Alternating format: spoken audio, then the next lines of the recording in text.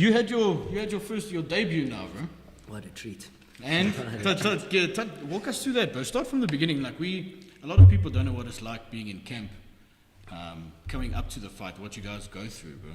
Yeah, so it was a cool experience. Thank you to the guys at EFC for letting me showcase my skills, give me the opportunity. So yeah, basically the guy Graham got hold of me, and we spoke about it. Actually spoke to him at the nationals. The guys were doing the amateurs, and he asked me, said, "Would you get in the cage?" Because obviously the guys know me from boxing and stuff. Yeah. And I said, for sure, 100%. Why not? Like Boyd said, we don't just I'm not just a boxer, not just a guy that likes jiu-jitsu, not just a guy that likes wrestling. It's all the skills, and that's what's called MMA, mixed martial arts. All of them, you just put it together, and you and a guy go toe to toe, man on man, see who's the better man. It's not even like I said, not in an ego way. It's more of a skill. You're going in there to showcase skills. You know what I mean? So he said, he asked me then, and that was like last year sometime. So I thought about it, and then so I went. And so before you go pro, you got to go do your pro license. So you got to go, you spar some guys, you show your skills. You have a panel of judges, and then you do a written test. So of the rule sets about what attire you have to wear. Yeah, it's actually it's a process. I'm sure some guys Google. It's like an audition. Basically. Crazy, man. Yeah, and then you do that, and then the guys will let you know if you got your license or not. So then you get told. Obviously, you pay your fees, and then so I did that. So now I'm a professional MMA and professional boxing registered, and then so then I got the fight. How does it feel to say that, bro? Like you're a professional fighter. Yes, dangerous, man. Don't touch me. No, joking. But it was cool. It's a nice process to lead up because most of the time I stay fit. So always training, running. Like in terms of just fitness is what the boy said. It's a lifestyle. But you just take it to the next level, bro. Sometimes a bit too much, but like on a Sunday, I'll be training on a Sunday. Some Sundays, just put it there. Let's not act. If he's not in Katie's Palace, bro. On camera, God lie. But on some we'll train Monday to Sunday basically. Let's just put it straight. And so I think for that fight, I think we did three hard months, basically of 3 months. Yeah, of going literally not going out. When I play UFC, I normally do 5-6 weeks. Exactly. And I'm ready to box, bro. Yeah, it was literally 3 months worth of it. Shit. And so your training sessions are split up. So you'll do let's say a jiu-jitsu session. You do that maybe earlier in the day, and then you'll do a striking session that evening. In between that, you're doing your strength and conditioning, or you're going for a run. So you're looking at 3 sessions a day to two sessions minimum, I'd say. And then if you're every day? Yeah, every day, maybe on a Friday, let's say, or a Wednesday and a Friday, you'll do a hard sparring. So then you won't have a training session, but you'll do 5 or 6 rounds of putting in hard work. And those 6 rounds there is no joke. You put your protection on, you go at it. And then if you have energy or whatever, maybe go for a run or, do a weight session. So you split up the sessions quite hectic. And then, like I say, during that camp, you're not going out. It's more for yourself. Like for me personally, I'm not speaking on everyone's behalf, but for myself, I just don't want to be put in those situations because you could, they say, I go out one night. And say now I do get in a situation, the guy hit a guy, then I hit my knuckle. You know what I mean? Now I can't fight. Yeah. Now I'm the idiot, I'm supposed to be a professional, and I go about pulling myself out of a fight. That's the worst professional way to do something. You're a professional athlete. It's your business. You work, you're under someone. So don't, there's risks. Yourself into temptation, exactly. Bro. Don't do that. And then also you're going out, you're going to be drilling, whatever, now your body's not 100%. So might as well just stay away from, I'll still see my friends and stuff. Put yourself around good people, don't drink, just won't be doing none of that. And then, like I said, the training is hectic, and it's hectic on yourself. Like I said, I'm not speaking for everyone, but for myself, you don't get a lot of sleep in because you're always playing situations in your head, thinking. You're laying there in bed with the scenario. You're laying in bed, you're thinking, is this guy going to knock me out? Is he going to choke me out? What's going to happen? Am I going to lose? Is he going to look better than me? Am I going to be good on the day? Am I going to be sick leading up to it? There's all that stuff. So emotionally, it is quite draining, And on the because this is your debut as well, bro. So it was a big one for me. It put a lot around it. Even on the day, you're not really leading up to it. You still think, okay, I'm still going to fight. On the day, okay, it's a fight.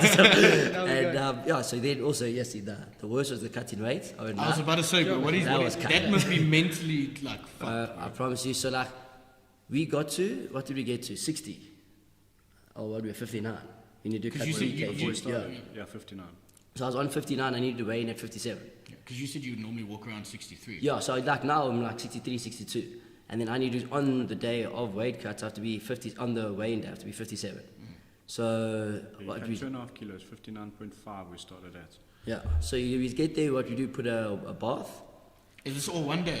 Yeah, just you in cut that it in day. one day. In the morning, yeah. On the So morning. 2.5 kgs of Yeah. the One morning of the weigh-in, bro. Yeah. Some guys do it way worse. There's guys that do 5 to 10 kgs. Like that's not even a bad cut. It's just my body. Because obviously I don't hold a lot of weight. Yeah. Not being funny, I know. But I love how you. it's just like you get in the bath. So you literally climb into a hot bath, put some just hot water, then you put some kettle water on top of. So you get in, pour some kettle water, put a towel over. So I'll be laying in the bath, everything up to about your neck, and you just lay in there for how long? About 10 minutes, 20 minutes. First part 10 minutes, 12 minutes, then you get out and you wrap. Yeah. And the wrap is almost just covering yourself in a sleeping bag of towels. Pretty And you much. just sweat. And you just chill there and you sweat for 20 minutes until your body stops sweating. You jump back in the bath and you repeat that process as many times as what you need to until you make weight. Shit. It's not that. Basically, like But that dehydrating your whole body. Just Yeah, to probably make it often sweat. you need to go for drips and that's what I was like, about to say, how do you feel after doing that? But you're just staying there trying to do the weigh-in and you just like flex. Yeah, the fuck that's out, why bro. some guys, you see, some guys can't even make it to the scale by themselves. Like, they need people to walk them up. So, like, that's what I say, my cut wasn't even that bad. So, I didn't feel too depleted, to be honest. But, like, afterwards, then, you know, you go get your drip done, you start eating again. Because on that morning, you don't eat anything because your body's on a hold. So, you get in, luckily the weigh-in was about 10 o'clock. So, you got the morning. So, then you get the weigh-in done straight 10 o'clock's after. early in the morning. What time do you start, bro? I think we started at 6. Yeah.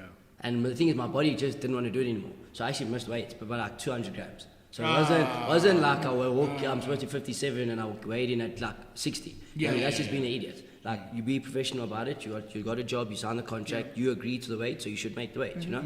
So like my body literally just didn't want it anymore. So got in the scale, 57.2, and then we just literally went to Virgin, climbed in the sauna, and my body literally just, so I didn't want to do the bath anymore, but because I sawned it and it was like, sweet, I'll take the sauna. Maybe a change of You know, things, yeah, it's just a change of things. So it's something 5 nice that minutes, we 400 learned. grams. Yeah, literally 400 grams. That so it's also like I say, since it was the debut, it was my first time like in a while. Because last time I competed in boxing, I think that was 4 or 5 years ago. So I haven't had to do something like this. Oh, you haven't fought like. Yeah, when I fought at the amateur nationals for MMA 2 years ago, but I didn't cut weight. I was like, because I literally just decided to do it last minute. So the guys were like, Luke, there's nationals this weekend. So I was like, treat. So like, what weight division you gonna fight? I said, how much do I Whatever, weigh? mate. Yeah, whatever, man. And I literally was under. So I was fighting bantam. The guys were 61.8 or something.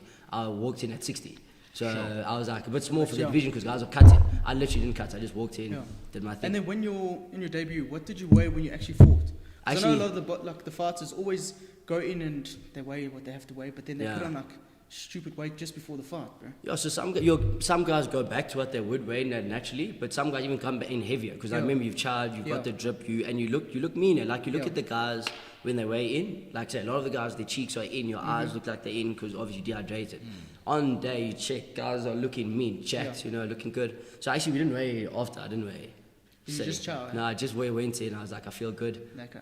And how was it being in the fight, bro? Like, The what was first- the experience like, bro? It's crazy. So also well done to ESCOM on the day. Load shed. So we're busy warming up in the change room doing our thing. Literally they're like, okay guys, you're gonna walk in now. So we're like, okay, should we eat? Because I was fight number 2.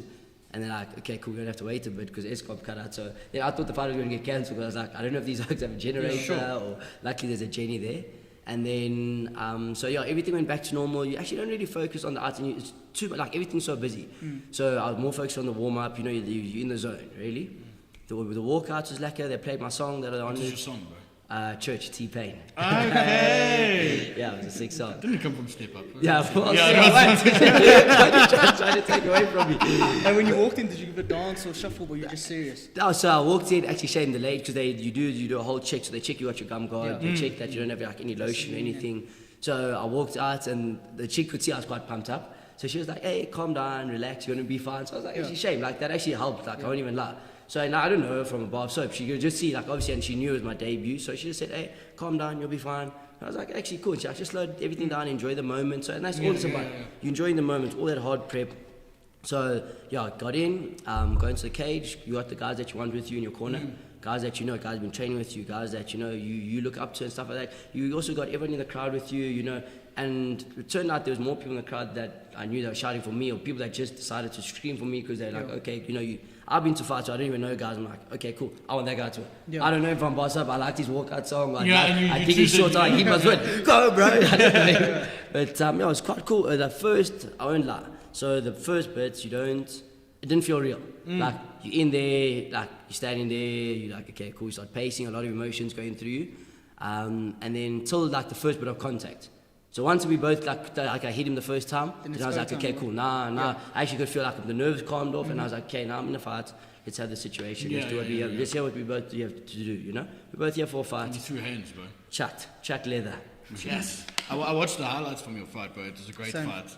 Just you decided to give him your back at the end. Like, So talk about it. Let's go next.